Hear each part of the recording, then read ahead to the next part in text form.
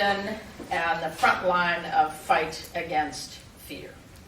Learning and understanding American stories of how politics and power makes us more informed as a democracy and can shed light on how we can come together as a nation.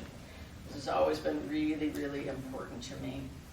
Sometimes the way we understand our lives is through stories about this moment in time, and sometimes through plays from an earlier era that underscore where we are in American history. This is a theater that focuses on American plays, American ideas, American artists.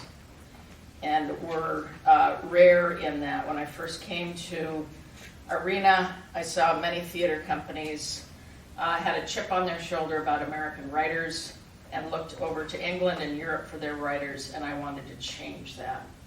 I wanted it to be different. And we ended up building a whole center to make that happen. When we dug into that American canon, I made a connection that Arena's home in Washington, D.C., of course, means a home for American politics.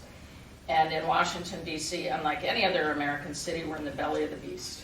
Although I would say, right now, New York is in the belly of the beast. Politics is Washington. Washington is politics. It's our bloodlines here. We're a city that loves to talk politics from the first moment waking up to when our head hits the pillow.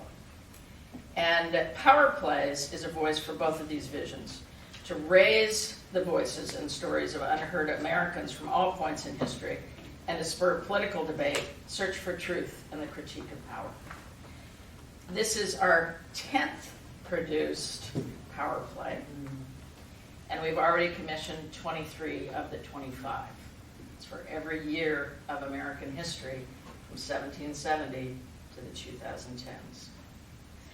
And I think as an arts organization, we need to be continually examining what it means to be American, values that are important to our country and to our families, and how we advocate for these values says a lot about us individually and collectively, and with our audiences that we bring together to hear these important stories.